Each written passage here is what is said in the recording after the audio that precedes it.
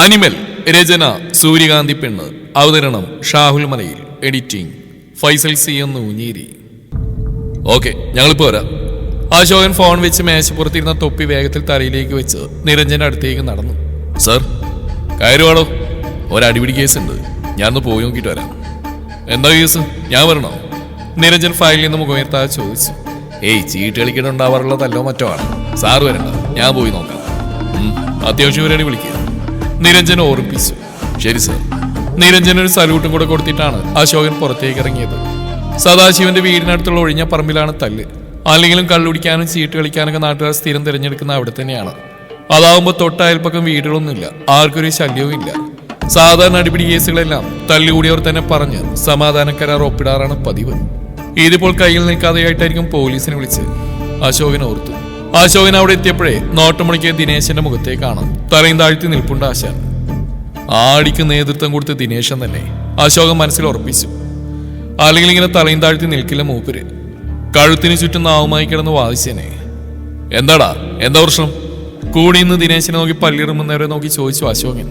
എന്റെ പൊന്ന അശോകേട്ടാ, ഇങ്ങേരാണ് പ്രശ്നം. കളി തോറ്റ ഇങ്ങേർക്ക് പിന്നെ ഭ്രാന്ത. കൂടിയുന്നവരിൽ ഒരാൾ ദിനേശനെ നോക്കി പറഞ്ഞു. ഭ്രാന്ത് നിന്റെ തന്ത. അതുവരെ മിണ്ടായിരുന്ന ദിനേശൻ അവൻ നോക്കി കണ്ണുരുട്ടി. ദേ, തന്തൊക്കെ പറഞ്ഞാലുണ്ടല്ലോ. അവൻ ദിനേശന് നേരെ വിരൽ ചൂണ്ടി. പറഞ്ഞാ നീ എന്തിയടാ, എന്നെ മൂക്കി കയറ്റോ? ദിനേശന്റെ മുഖത്ത് പുച്ഛം. ആ, ചിലപ്പോ ചെയ്തെന്ന് വരും. ചേലക്കാതെ പോടാ നരന്തേ. ദിനേശ് കൈനീട്ടിയവനോട് പോവാൻ പറഞ്ഞു. ഡോ, താൻ അടി കൊണ്ടേ പോവൂ. ചോണയുണ്ടെങ്കിൽ നീ ഒന്ന് തല്ലി നോക്കടാ. ദിനേശനും വിട്ടുകൊടുത്തില്ല. ദേ, രണ്ടു കൂട്ടിന് മാറി അടങ്ങി ഒതുങ്ങി നിന്നോ, ഇല്ലെങ്കിൽ വിവരം അറിയും. അശോകൻ രണ്ടു കൂട്ടിനെയും പിടിച്ചെളി മാറ്റുന്നതിൽ പറഞ്ഞു. നിങ്ങളെക്കാളും മോശമാണ് പുതിയതായിട്ട് വന്ന SI. അങ്ങേരാണെങ്കിൽ അങ്ങയുടെ കരിപ്പ് ആരുടെ നെഞ്ചു തീർക്കാന്ന് ആലോചിച്ച് നടക്കുക. എല്ലാവരും കൂടെ തല്ലും വക്കാനായിട്ട് അങ്ങ് ചെന്നു കൊടുക്ക്. ബാക്കി ആൾ നോക്കിക്കോളും. എല്ലാത്തിനെയും സ്റ്റേഷനിലിട്ട് ഉരുട്ടു SI. അയാൾക്ക് തല്ലു കൊടുത്തവര് കൊണ്ടുവരുന്നൊന്നും വേർതിരിവുണ്ടാവില്ല ആ കാര്യത്തില്.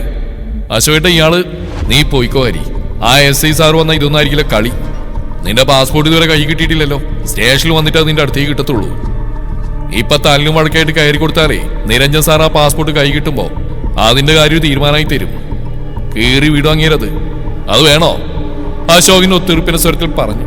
ഹരി പാസ്പോർട്ടിന്റെ കാര്യം പറഞ്ഞപ്പോഴും തണുത്തു. അശോകേട്ടൻ പറഞ്ഞോണ്ടാ, ഇല്ലേ നിങ്ങളുടെ അവസാനത്തെ ചീട്ടിലാക്കിയ ഞാനിത്. ഹരി ദിനേശനൊന്ന് വിരട്ടി നോക്കി. ദിനേശന്റെ രോമത്തിൽ പോലും ആ ഭീഷണി കൊണ്ടില്ല.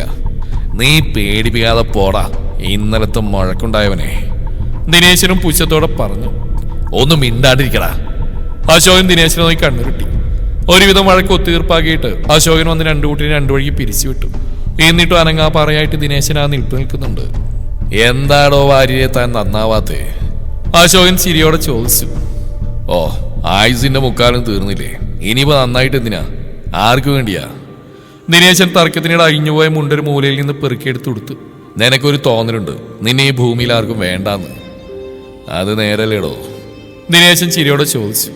അല്ല, നിന്നെ മാത്രം പ്രതീക്ഷിച്ച് 3 കുട്ടികളുണ്ട് അവിടെ. ജന്മം കൊണ്ടല്ലെങ്കിലും കർമ്മം കൊണ്ട് നീ അവർക്ക് അച്ഛന്റെ സ്ഥാനത്താ. ആ മക്കൾ അങ്ങനെയാ നിന്നെ കണക്കാക്കുന്നേ. അശോകൻ അല്പം ദേഷ്യത്തോടെ പറഞ്ഞു. എനിക്കും അവര് മക്കള് തന്നെയാ. എന്നിട്ടാണോടാ നീ തല്ലും കള്ളുമൊക്കെ ആയിട്ട് നടക്കുന്നേ? നീ എന്ത് വർത്താൻ അശോകയി പറയുന്നത്? എനിക്കുണ്ടായിരുന്ന ആകെ ആ ചായക്കടയാ. അത് ഞാൻ അവർക്കാൻ കൊടുത്തില്ലേ? ദിനേശൻ ചോദിച്ചപ്പോൾ അശോകന് പിന്നെ മറുപടി ഉണ്ടായില്ല. ശരിയാണ്, ഒരിക്കൽ വെള്ളൂർ പാലത്തിന് മുകളിൽ നിന്ന് പുഴയിൽ ചാടാൻ നിന്ന പെൺകുട്ടിയാണ് പാറു. ആത്മഹത്യ എന്നൊരൊറ്റ ചിന്തയിൽ നിന്നിരുന്നവളെ കൈപിടിച്ച് ജീവിതത്തിലേക്ക് കൊണ്ടുവന്നത് ദിനേശനാണ്. അച്ഛനും അമ്മയും അങ്ങ് പോയപ്പോൾ ജീവിതത്തിന്റെ മുന്നിൽ പകച്ചിരുന്ന കാർത്തുവിനെയും പക്രുവിനെയും ചേർത്ത് പിടിച്ചതും ദിനേശനാണ്. കളിക്കൂട്ടുകാരാണ് ദിനേശനും അശോകനും. ഇപ്പോഴും ആ സാഹചര്യം അങ്ങനെ തന്നെ പോകുന്നു. നിനക്ക് വിശക്കുന്നുണ്ടോ? വല്ലതും കഴിച്ചോ നീ? അശോകൻ പതിയെ ചോദിച്ചു. ഇല്ലടാ. എന്നാവാ, കൗസ് നല്ല ചോറും മുളകിട്ട ചൂരയും കറി വെച്ചിട്ടുണ്ട്. നമുക്ക് അതൊക്കെ കൂടി ഒരു പിടിപിടിക്കാം. അശോകൻ ചിരിയോടെ ദിനേശനെ തോൾ കയറ്റി പിടിച്ചുകൊണ്ട് മുന്നോട്ട് നടന്നു. അശോകൻ സാറേ. ആ, ഇതാരും ഉദയനോ? ഇരിക്കടോ. അശോകൻ എതിർവശത്തുള്ള കസേര ചൂണ്ടിക്കൊണ്ട് പറഞ്ഞു. എന്താണോ, എന്തെങ്കിലും വള്ളിക്കെട്ട് കേസുണ്ടോ? അശോകൻ സംശയഭാവത്തിൽ ഉദയനെ നോക്കി. അതെന്താ അശോകൻ സാറേ അങ്ങനെ ഒരു വർത്താനം? അല്ല, സാധാരണ അങ്ങനെ എന്തെങ്കിലും ഉണ്ടാകുമ്പോഴാണല്ലോ തന്റെ വരവ്. ചെറിയൊരു പരിഹാസം അശോകന്റെ സ്വരത്തിലുണ്ട്. ഒരേ നാട്ടുകാരാണെങ്കിലും ഉദയനോട് പൊതുവെ ഒരു താല്പര്യം അശോകനില്ല. അതിന് കാരണങ്ങളും നിരവധിയുണ്ട്. അത്യാവശ്യം കൊള്ളപ്പലിശയുടെ ഏർപ്പാടും അല്ലറ ചില്ലറ ഗുണ്ടായുസവും അതിലുമെല്ലാം ഉപരി സ്ത്രീ വിഷയത്തിൽ പ്രത്യേകം താല്പര്യം കാണിക്കുന്ന ഉദയനോട് അശോകന് താല്പര്യമില്ലെങ്കിലേ അത്ഭുതമുള്ളൂ. ഏയ്, ഇത് ഞാൻ ചുമ്മാതെ വഴി പോയപ്പോ ഒന്ന് കയറിയതാ. ചുമ്മാതെ കയറിയതോ? പോലീസ് സ്റ്റേഷനിലോ? അതെ, ഞാൻ പുതിയ SI ചാർജ് ചെയ്തിട്ടൊന്നും വന്ന് കണ്ടില്ലല്ലോ, ഒന്ന് കയറി കാണാന്ന് വെച്ചു. മുന്നത്തെ SI സാറും ഞാനും കൂടെ നല്ല അടുപ്പത്തിലായിരുന്നല്ലോ. അതിൻ്റെതായ ഗുണങ്ങൾ ഞങ്ങൾക്ക് രണ്ടുപേർക്കും ഉണ്ടായിട്ടുണ്ട്. അശോകൻ സാറിന് അറിയാലോ അത്. ഓ, അറിയാം. താല്പര്യമില്ലാത്ത പോലെ അശോകൻ മറുപടിയും കൊടുത്തു. കൈക്കൂലി വാങ്ങാൻ ബഹുമടിക്കനായിരുന്നു മുന്നത്തെ SI. ഉദയൻ അയാൾക്ക് കീ കൊടുത്ത് ചലിക്കുന്ന പോലെയായിരുന്നു. സ്റ്റേഷൻ എന്തോ തന്റെ കാൽക്കീഴിലാണെന്നൊരു ഭാവമായിരുന്നു പിന്നീട് അങ്ങോട്ട് ഉദയന്. SI സാറിനകത്ത്? ഓ, ഉണ്ടല്ലോ. ആളെങ്ങനെയാ? ഉദയൻ SIയുടെ റൂമിലോട്ടൊന്ന് എത്തി നോക്കിയിട്ട് ചോദിച്ചു. ഓ, നല്ല തങ്കപ്പെട്ട സ്വഭാവ, എല്ലാവരോടും ഒടുക്കത്തെ ബഹുമാനം. ഇങ്ങനെ ഒരു വിനയുള്ള മനുഷ്യനെ അടുത്ത കാലത്തൊന്നും ഞാൻ കണ്ടിട്ടില്ല. നിരഞ്ജനെ കുറിച്ചുള്ള അശോകന്റെ വിവരം കേൾക്കെ തൊട്ടപ്പുറത്തെ സീറ്റിൽ നിന്ന് റീതാമ ചിരിയടക്കി. ആണോ? ഉദയന്റെ മുഖം തെളിഞ്ഞു. ആ, അതേലോ. ആ, എന്നാ പിന്നെ ഞാനൊന്ന് പോയി കണ്ടിട്ട് വരാം. ആ, നേരെ അങ്ങ് ചെന്ന് കൊണ്ടിട്ട് വാ. എന്താ? അല്ല, കണ്ടിട്ട് വാന്ന് അശോകൻ ഉദയനെ അനുഗ്രഹിച്ചു വിട്ടു. കഷ്ടമുണ്ട് കേട്ടോ അശോകൻ സാറേ. കാവടി തുള്ളി നിരഞ്ജന്റെ അടുത്തേക്ക് പോകുന്ന ഉദയനെ നോക്കി റീതമ്മ ചിരിയടക്കിക്കൊണ്ട് പറഞ്ഞു. ഏയ്, ഉദയൻ എത്ര കിട്ടിയാലും കുറഞ്ഞു പോകത്തേ ഉള്ളൂ. മുന്നത്തെ SI ആയിട്ട് കൂട്ടിയിട്ടുള്ള അവസരത്തില് സ്റ്റേഷൻ തന്നെ തന്നെതാണെന്നുള്ളൊരു തോന്നലായിരുന്നു ഉദയന്. അത് നിരഞ്ജൻ സാർ അങ്ങ് തീർത്തു കൊടുത്തോളൂ. അശോകൻ കണ്ണു നശിമി ചിരിച്ചു. ഉദയൻ അങ്ങ് ചെല്ലുമ്പോൾ നിരഞ്ജൻ കാര്യമായി ഏതോ കേസ് ഫയൽ വായിച്ചുകൊണ്ടിരിക്കുകയായിരുന്നു. സാറേ! ഉദയൻ എല്ലാ പല്ലും മുകളിൽ കാണാൻ തക്ക വിധം ചിരിച്ചു. എന്താ, എന്തെങ്കിലും കംപ്ലൈന്റ് ഉണ്ടോ? നിരഞ്ജൻ കസേരയിലേക്ക് ചാഞ്ഞിരുന്നുണ്ട് അയാളെ നോക്കി. ഏയ്, കംപ്ലൈന്റ് ഒന്നുമില്ല സാറേ. പിന്നെ? നിരഞ്ജനെ നെറ്റിയതും ചൊളിഞ്ഞു. അതെ, ഞാനിതുവരെ വന്നപ്പോ സാറിനൊന്ന് കണ്ടിട്ട് പരിചയപ്പെട്ടു പോവാന്ന് കരുതി. ഉദയൻ വെളുക്കനെ ചിരിച്ചു. പോകുന്ന വഴിക്കാര് ബന്ധം മുതുക്കാൻ ഇരുന്നാ തന്റെ അമ്മായച്ചന്റെ വീടാണോ? നിരഞ്ജനെ തനി സ്വഭാവം പുറത്തിയാടി. ഉദയൻ നിരഞ്ജന്റെ ആ ഒരൊറ്റ ചാട്ടിൽ തന്നെ വിരണ്ടുപോയി. അത് വന്ന കാര്യം പറഞ്ഞു വിളിച്ചിട്ട് പോകാൻ നോക്ക്. അത് ഞാൻ ഈ നാട്ടിലൊരു പ്രമാണിയാണ് സാറേ. അതിന് തനിക്ക് ഞാൻ എന്റെ പെങ്ങളെ കെട്ടിച്ചേരണോ? ഇതെന്തൊരു ജീവി! ഉദയൻ ഓർത്തുപോയി. എങ്ങനെയാണെന്ന് പറഞ്ഞു മരിക്കണമെന്ന് ഉദയനും ധാരണയില്ലാതെയായി. തന്നെ SIയുടെ മുറിയിലോട്ട് പറഞ്ഞു വിട്ട അശോകനെ ഉദയൻ മനസ്സാലൊന്ന് സ്മരിച്ചു. ഉദയൻ ഒട്ടും ആലോചിച്ച് നിൽക്കാതെ വേഗത്തിലൊരു 5000 രൂപ എടുത്ത് നിരഞ്ജന്റെ മേശപ്പുറത്തേക്ക് വെച്ചു. നിരഞ്ജന്റെ കണ്ണുകൾ ആ നോട്ടിലുടക്കിയപ്പോൾ ഒന്ന് ഇടുങ്ങി. എന്താ ഇത്? കുറച്ച് പണാ സാറേ, പോരെങ്കിൽ പറഞ്ഞാൽ മതി, എത്ര വേണമെങ്കിലും എത്തിക്കാം. ഉദയൻ വിനയത്തോടെ പറഞ്ഞു. ഇത് എനിക്കെന്തിനാന്നാ ചോദിച്ചത്? നിരഞ്ജൻ ചോദ്യം ആവർത്തിച്ചു. പണം കണ്ടപ്പോൾ നിരഞ്ജന്റെ സ്വരമൊന്ന് തണുത്ത പോലെ ഉദയന് തോന്നി. അല്ലെങ്കിലും പണത്തിന് മീതെ പരുന്നും പറക്കില്ലെന്നാണല്ലോ. അത് സാറേ, ഇതൊരു ഉപഹാരമായിട്ട് കൂട്ടിയാൽ മതി. സത്യത്തിൽ ഞാനിവിടെ അല്ലറ ചില്ലറ പലിശ പരിപാടി മറ്റുമായിട്ട് നടക്കുന്ന എൻ്റെ ഈ പ്രായത്തിൽ അത്യാവശ്യം ഞാൻ സമ്പാദിച്ചു കൂട്ടിയിട്ടുണ്ട്. അതിൻ്റെതായ കണ്ണടി നാട്ടുകാർ കുറച്ച് തിണ്ടികൾക്കുമുണ്ട്. പലിശക്ക് കടം മേടിക്കുമ്പോൾ ഇവറ്റകൾക്കെല്ലാം വലിയ ഒലിപ്പീര. കൊടുത്ത പൈസ തിരിച്ചു ചോദിച്ചാൽ പിന്നെ ഉദയം കണ്ണി ചോറില്ലാത്തവനാണ്. അങ്ങനെ വരുമ്പോൾ ഒരു ഇത്തിരി ഗുണ്ടായിസൊക്കെ പ്രയോഗിക്കേണ്ടി വരികയെ. സാറ് ഇടയ്ക്കൊന്ന് കണ്ണടച്ചാൽ മതി. സാറിനുള്ള പ്രത്യുപകാരങ്ങൾ ഇതുപോലെ വന്നുകൊണ്ടിരിക്കും. മേശപ്പുറത്തുള്ള പണത്തിന് നേരെ കണ്ണ് കാണിച്ചുകൊണ്ട് ഉദയൻ പറഞ്ഞു. ഒരു പാലയിട്ട അങ്ങോട്ടും ഇങ്ങോട്ടും ലാഭമുള്ള കേസാണ് സാറേ. ഉദയൻ കുടിലമായി ഒന്ന് ചിരിച്ചു. നിരഞ്ജൻ 1-2 നിമിഷം നിശബ്ദനായി. ഉദയന്റെ കാര്യം എന്തായെന്നറിയാൻ വന്ന് നോക്കിയ അശോകൻ നിശബ്ദനായിരിക്കും നിരഞ്ജനെയാണ് കണ്ടത്. സംഭവം വാശിയും ദേഷ്യമെല്ലാം ഒരുപാടുണ്ടെങ്കിലും നിരഞ്ജന് സത്യസന്ധനായ പോലീസ് ഉദ്യോഗസ്ഥനാണെന്നൊരു തോന്നലുണ്ടായിരുന്നു അശോകന്. പക്ഷേ ഉദയന്റെ വിജയച്ചിരിയും നിരഞ്ജന്റെ ശാന്തതയും കണ്ടപ്പോൾ ആ ചിന്തക്കടിയിൽ ചുവപ്പ് വര വീണ പോലെ തോന്നി അശോകന്. ഡോ, ആ പെണ്ണിനെ കുളിച്ച് അശോകനെ നോക്കിക്കൊണ്ട് നിരഞ്ജൻ പറഞ്ഞു. ആരെയോ സർ? ആ ഹോട്ടൽ നടത്തുന്ന പെണ്ണില്ലേ, പാറുണയാണോ? എന്തിനാ സർ? അശോകന്റെ ഉദയന്റെ മുഖം ഒരുപോലെ ചുളിഞ്ഞു. പോയി വിളിച്ചിട്ട് പാടോ. കാര്യം പറഞ്ഞ് ബോധിപ്പിച്ചാൽ താൻ വിളിക്കത്തുള്ളോ? എങ്കിൽ ഞാൻ വിളിക്കാം. ഏയ് വേണ്ട സാറേ, ഞാൻ വിളിച്ചിട്ട് വരാം. അശോകൻ ആലോചനയുടെ പുറത്തേക്ക് കടന്നു. ഏയ്, ഉദയൻ സാർ ഇരിക്കണം, നാട്ടിലെ പ്രമാണിയല്ലേ, നിന്ന് ക്ഷീണിക്കണ്ട. നിരഞ്ജൻ മുന്നിലെ ചെയറിലേക്ക് വിരലിച്ചുകൊണ്ട് ഉദയൻ നിരഞ്ജനെ നോക്കിയൊന്ന് ചിരിച്ചുകൊണ്ട് ഇട്ടിരുന്ന ജുബയുടെ കൊളർന്ന് പുറകിലേക്ക് വലിച്ചിട്ട് കസേരയിലേക്ക് ഇരുന്നു. അതൊന്ന് എണ്ണി നോക്കിയ നീ. നിരഞ്ജൻ കിളി പറന്ന് നിൽക്കുന്ന പാറുണി നോക്കിക്കൊണ്ട് പറഞ്ഞു. തിരക്കിട്ട പണിയിൽ നിൽക്കുമ്പോഴാണ് അശോകേട്ടൻ വന്ന് വിവരം പറയുന്നത്.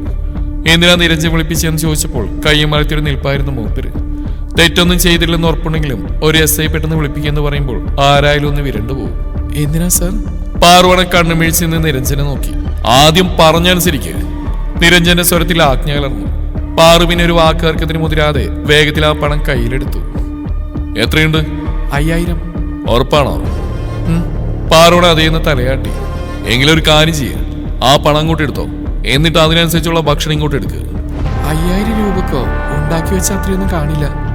പാറു കണ്ണൂരിന്റെ താഴെ വീഴും വീതം കണ്ണു വീഴിച്ചു. ആ, ഉള്ളത് മതി, കട കാലിയാക്കി എടുത്തോ. ബാക്കി പണം മിച്ചെന്തെങ്കിലും ഉണ്ടെങ്കിൽ ഉദയൻ സാറിന് കൊടുത്തേക്കണം. നിരഞ്ജൻ എടുത്തു പറഞ്ഞു. എനിക്കോ? എന്തിന്? ഉദയൻ നെറ്റി വിളിച്ചു. കൈക്കൂലി വാങ്ങുന്നതും തരുന്നതും ശിക്ഷാർഹാണെന്ന് അറിഞ്ഞൂടെ സാറേ? ഉദയൻ സാറിനെ ഞാൻ 4 ചീത്ത പറഞ്ഞു വിട്ടാ ഉദയൻ സാർ അതങ്ങ് മറക്കും. നേരെ മറിച്ച് ഇങ്ങനൊരു പണിയാകുമ്പോ സാർ അത് ജന്മത്തും മറക്കില്ല. അതുകൊണ്ട് ഇവള് കൊണ്ടുവരുന്ന ഭക്ഷണമെല്ലാം ഒരു വേപ്പില പോലും ബാക്കി വരാതെ ഈ വീട് ഇരുന്ന് കഴിച്ചിട്ട് പോയാ മതി. ഇപ്പൊ കിളി പറഞ്ഞ് ഉദയന്റെയാണ്. ഉദയൻ ദയനീയമായി അശോകനെ നോക്കി. ഇതിലും വലുതെന്തോ വരാനിരുന്ന ഇതിലൊതുങ്ങിയ നന്നായി എന്നൊരു ഭാവമാണ് അശോകന്. പാറുവിനാണെങ്കിൽ ചിരി പൊട്ടിയിട്ട് പാടില്ല. നിരഞ്ജൻ എപ്പോഴോ ഒന്ന് തറപ്പിച്ച് നോക്കിയപ്പോൾ പാറുവിന്റെ ചിരിയിൽ നിന്നു. തന്നെ ഏൽപ്പിച്ച കർത്തവ്യം പാറു ഭംഗിയായി ചെയ്തു. ഏകദേശം 3000 രൂപക്ക് കടയിലുണ്ടാക്കി വെച്ചിരുന്ന ഭക്ഷണം അത്രയും പാറുവിന് വേഗത്തിൽ സ്റ്റേഷനിൽ കൂടി നിരത്തി. പോരാത്തതിന് 500 രൂപക്കളൂടെ അപ്പോൾ തന്നെ നിന്നുണ്ടാക്കുകയും ചെയ്തു. മഹാലക്ഷ്മി പടിവാതിൽക്ക് വന്ന് മുട്ടുമ്പോൾ നോ എന്ന് പറയുന്നത് എങ്ങനെയാ? ബാക്കി 1500 രൂപ ഉദയന് ബാക്കിയും കൊടുക്കുമ്പോൾ ഉദയൻ തലയിൽ കൈവച്ചിരുന്നു പോയി. കോലൻ. ഉദയൻ നിരഞ്ജന മനസ്സിൽ പ്രാഗി. ഉച്ചക്ക് ഭക്ഷണമായിരുന്ന ഇരുത്തം അർദ്ധരാത്രി വരെ ഇരുന്നു പോയി ഉദയൻ. ഇടയ്ക്കിടെ പോയി വായിൽ വരയിട്ട് ഛർദ്ദിക്കുന്ന ഉദയനെ കാണെ അശോകന് ദയ തോന്നി. പക്ഷേ നിരഞ്ജനിൽ അപ്പോഴും പുച്ഛഭാവമാണ്. ഇങ്ങോട്ട് വന്നിരുന്ന് വാങ്ങിയ പണിയല്ലേ, അപ്പൊ കൊണ്ടിട്ട് പോയാൽ മതി എന്നൊരു മട്ടായിരുന്നു നിരഞ്ജന്. അന്നത്തെ ഒരു ദിവസത്തോടെ പോലീസ് സ്റ്റേഷൻ ഉദയന്റെ ഒരു പേടി സ്വപ്നമായി മാറി. തിരക്കിട്ട പണിയിലായിരുന്നു പാറു. എന്നാലും അതിനിടയിലും തനിക്ക് അടുത്ത് വന്നിരിക്കുന്ന ജാനകി അമ്മയോട് സംസാരിക്കാനും തമാശ പറയാനുമെല്ലാം പാറു സമയം കണ്ടെത്തുന്നുണ്ടായിരുന്നു. ജാനകി അമ്മയ്ക്കാണെങ്കിൽ പാറു വരുമ്പോഴാണ് കൂട്ടുള്ളത്. വാദോരാതെ സംസാരിക്കും പാറു. എന്നാലും ആ സംസാരത്തിലൊരു കല്ലുകടി ആർക്കും തോന്നത്തുമില്ല. അന്ന് പതിവിന് വിപരീതമായി നിരഞ്ജൻ യൂണിഫോം ഇട്ട് ബ്രേക്ക്ഫാസ്റ്റ് കഴിക്കാതെ വേഗത്തിൽ പോവാനൊരുങ്ങി. അങ്ങനെ ഒരു പോക്ക് പതിവില്ലാത്തതുകൊണ്ട് ജാനകി അമ്മ അത് ചോദിക്കുകയും ചെയ്തു. മോനിന്ന് നേരത്തെ പോകണം, ഭക്ഷണം റെഡിയാ, ആ കുട്ടിയോട് എടുത്തു വെക്കാൻ പറയട്ടെ? വേണ്ട. മുഖം കൊടുക്കാതെ സ്വരം കടുപ്പിച്ചുകൊണ്ട് നിരഞ്ജന മറുപടിയും വന്നു. ഉച്ചയാകുമ്പോഴേക്കും വിശക്കില്ലേ മോനെ, നീ കഴിച്ചിട്ട് പോ. നിങ്ങളോടല്ലേ ഞാൻ വേണ്ടെന്ന് പറഞ്ഞു? 100 വട്ടം ഞാൻ പറഞ്ഞിട്ടുണ്ട് എന്റെ കാര്യത്തിൽ ഇടപെടാൻ വരരുതെന്ന്. നിങ്ങൾക്ക് വല്ലതും വേണമെങ്കിൽ എടുത്തു നിന്നിട്ട് ഒരു മൂലയിൽ ചുരുണ്ടുകൂടാൻ നോക്ക്, നിരഞ്ജന അമർഷത്തോടെ പറഞ്ഞു. ജാനകി അമ്മയുടെ കണ്ണുകൾ ഞൊടിയിടയിൽ നിറഞ്ഞു വന്നു. തള്ള ഒരു മനസ്സമാധാനവും തരില്ല. നിരഞ്ജന ഓരോന്ന് പറഞ്ഞ് പിറുറിക്കുകയും കൂടെ ചെയ്തോടെ ജാനകി അമ്മ തിരിഞ്ഞടന്നു. കണ്ണു നിറച്ച് തിരിഞ്ഞടക്കുന്ന ജാനകി അമ്മയെ കാണെ എല്ലാം കേട്ടിരുന്ന പാർവണിക്കും സങ്കടം വന്നു. വന്നു മുതൽ ഇത് തന്നെയാണ് പാറു കേൾക്കുന്നത്. ജാനകി അമ്മയെ വിഷമിപ്പിക്കാൻ കിട്ടുന്ന ഒരു അവസരവും നിരഞ്ജൻ പാഴാക്കാറില്ല. എപ്പോഴും എന്തെങ്കിലും കുത്തുവാക്കുകൾ പറഞ്ഞ് നോവിച്ചുകൊണ്ടിരിക്കും. നിരഞ്ജനോട് ചെറിയൊരു ഇഷ്ടക്കേടുമായി വന്ന പാറുവിനിപ്പോൾ അവനെ കണ്ണെടുത്താൽ കണ്ടുകൂടാത്തതിന്റെ പ്രധാന കാരണം ജാനകിയമ്മയാണ്. തന്നെ പ്രസവിച്ച സ്ത്രീയോട് ഇങ്ങനെ പെരുമാറുന്നവൻ ഒരിക്കലും നല്ലൊരു മനുഷ്യനാവില്ലെന്നൊരു വെപ്പാണ് പാറുവിന്. ജാനകിയമ്മ റൂമിൽ കയറി വാതിലടച്ചു. ഇന്ന് അതൊരു വക ഭക്ഷണം കഴിക്കില്ലെന്നോർത്തു പാറു. നിരഞ്ജൻ വഴക്കിട്ടിറങ്ങിയ ദിവസമില്ലാതെ പട്ടിണിയാണ്. കരഞ്ഞു ദിവസം തീർക്കുന്നത് കാണാം. സാധാരണ വീട്ടുജോലിക്കാരി വീട്ടുകാര്യത്തിൽ ഇടപെടരുതെന്നൊരു കാര്യത്തിൽ ഉറപ്പിച്ച് നടക്കാറുള്ളതാണ് പാറു.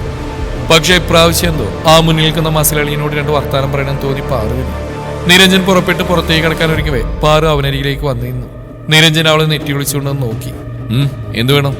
ലീവോ? അതെന്തെങ്കിലും കാശോ? ഒട്ടും മുഖവരിയില്ലാതെ പാറുവിന്റെ മുഖത്തേക്ക് പോലും നോക്കാൻ നിരഞ്ജൻ ചോദിച്ചു. വേണ്ട. പിന്നെ? സാർ അമ്മയോട് പെരുമാറുന്ന രീതി വളരെ മോശം. ഒന്നിലേലും പ്രസവിച്ച് വളർത്തി വലുതാക്കിയ സ്ത്രീയല്ലേ? പാറു ഒറ്റ ശ്വാസത്തിൽ ചോദിച്ചു. ശബ്ദം മയപ്പെടുത്താൻ അവൾ ശ്രമിച്ചെങ്കിലും അവളുടെ ഉള്ളിലെ അമർഷം ആ സ്വരത്തിൽ മുഴച്ചിരുന്നു. നിരഞ്ജൻ കണ്ണുകൾ ചുരുക്കി ചെരിഞ്ഞ അവളൊരു നോട്ടം നോക്കി. ആ നോട്ടിൽ തന്നെ ചെറുതല്ലാത്ത രീതിയിൽ പാറുന്ന് വിരണ്ടു. അത്ര തീക്ഷ്ണതയുണ്ട് ആ കണ്ണുകൾക്ക്. വീട്ടുജോലിക്കാരിയാണെന്ന കാര്യം മറക്കണ്ട. താക്കീതാണ് ആ ശബ്ദത്തിൽ. ഓർമ്മയുണ്ട് സാർ, എന്നാൽ അമ്മയുടെ സങ്കടം കണ്ടപ്പോൾ പറഞ്ഞു പോയതാ. നിനക്ക് അത്രയ്ക്ക് അങ്ങോട്ട് സഹായിക്കാൻ വയ്യെങ്കിൽ കൊണ്ടുപോയിക്കോളി നിന്റെ വീട്ടിലേക്ക്. അതൊരു അലർച്ചയായിരുന്നു. പാർവണ പേടിയോടെ 2 അടി മാറി നിന്നു. മേൽവിലാസം പോലില്ലാത്ത കുറെ എണ്ണത്തിന് അനിയനാണ് അനിയത്തിയാണെന്നൊക്കെ പറഞ്ഞ് നീ കൊണ്ടുനടക്കുന്നുണ്ടല്ലോ, അതിന്റെ കൂടെ ഈ തള്ളയെ കൂടെ കൂട്ടിക്കോ, നിരഞ്ജൻ അവൾ നോക്കി പരിഹാസത്തോടെ പറഞ്ഞു. പാറുവിന്റെ മുഖത്തെ പേടി ഞൊടിയിടയിൽ മാറി ദേഷ്യം കലർന്നു. പാറു അവനോട് 2 വർത്താനം പറയാൻ വന്നെങ്കിലും അതൊന്നും കേൾക്കാൻ നിൽക്കാതെ നിരഞ്ജൻ മുന്നിൽ കിടന്ന കസേരയും തട്ടിത്തെറിപ്പിച്ചുകൊണ്ട് പുറത്തേക്ക് ഇറങ്ങി. കാട്ടുപോത്തു. പാറു ചുണ്ടുകൾക്കിടയിലിട്ട് പിറുവിരുത്തു. ആ മേൽവിലാസം ഇല്ലാത്തവരെ നിരഞ്ജൻ പറഞ്ഞു വെച്ചത് തന്റെ പക്രുവിന്റെയും കാർത്തുവിനെയാണെന്ന് പാറുവിന് നന്നായിട്ട് അറിയാം. അതിന്റെ വകയിൽ അങ്ങേരോട് 2 വർത്താനം പറയാനിട്ട് പാറുണിക്കൊരു സമാധാനവും കിട്ടിയില്ല അന്നേ ദിവസം. പിന്നെ പോത്തിന്റെ ചെവിൽ വേദോതിയിട്ട് എന്തുണ്ടാക്കാനെന്ന് കരുതി സ്വയം ആശ്വസിച്ചു പാറു. കാർത്തുവും പക്രു അമ്പലത്തിലേക്ക് കയറിയതും പാറു വെറുതെ അരമതിലേക്ക് ചാരി നിന്നു. അതങ്ങനെയാണ് പതിവ്. പ്രാർത്ഥനയും വഴിപാടുമെല്ലാം പാറു ഒഴിവാക്കിയിട്ട് വർഷങ്ങളായി. ദൈവത്തോട് പാറു വെച്ചിക്ക് പിണക്കാണോ? തങ്ങൾ അമ്പലത്തിലേക്ക് കൊണ്ടുവന്ന് പുറത്തിരിക്കുന്ന പാറുവിനോട് പലവട്ടം ചോദിച്ചിട്ടുണ്ട് പക്രുവും കാർത്തുവും അത്. പാറു തന്നെ സ്വയം ഒരുപാട് ചോദിച്ചു. ഉത്തരം കിട്ടാതെ ചോദ്യമായതുകൊണ്ട് ആൾ അതിന് മറുപടിയായി വെറുതെ ചിരിക്കും, അത്രമാത്രം. എത്രയോ വട്ടം കരഞ്ഞ് പ്രാർത്ഥിച്ചിരുന്നു താൻ, എത്രയോ വട്ടം കെഞ്ചിരിക്കുന്നു. ഏറ്റവും ഒടുവിൽ ഉള്ളിൽ കുരുത്ത ആ കുഞ്ഞു ജീവന് വേണ്ടി എത്ര തവണ അലറിക്കരഞ്ഞു. അന്നൊന്നും ദൈവം കേട്ടില്ലല്ലോ. ഇപ്പൊ പാറുവിന് പ്രത്യേകിച്ചൊന്നും പ്രാർത്ഥിക്കാനില്ല. പക്രുവിനും കാർത്തുവിനും നല്ലൊരു ജീവിതം കിട്ടാൻ വേണ്ടി ചെയ്യാവുന്നതിന്റെ പരമാവധി പാറു ചെയ്യാറുമുണ്ട്. പക്ഷെ പ്രാർത്ഥിക്കാറില്ല. സകലതും ദൈവത്തെ ഏൽപ്പിച്ച് മാറി വെറുതെ ഇരുന്നിരുന്ന ശീലം അവൾ ഒഴിവാക്കി. പകരം പ്രവൃത്തിക്ക് പ്രാർത്ഥനകളെക്കാളേറെ ശക്തിയുണ്ടെന്ന് അവൾ വിശ്വസിക്കുന്നു. തുടരും ഈ കഥയുടെ ബാക്കി ഭാഗം നാളെ ഇതേ സമയം.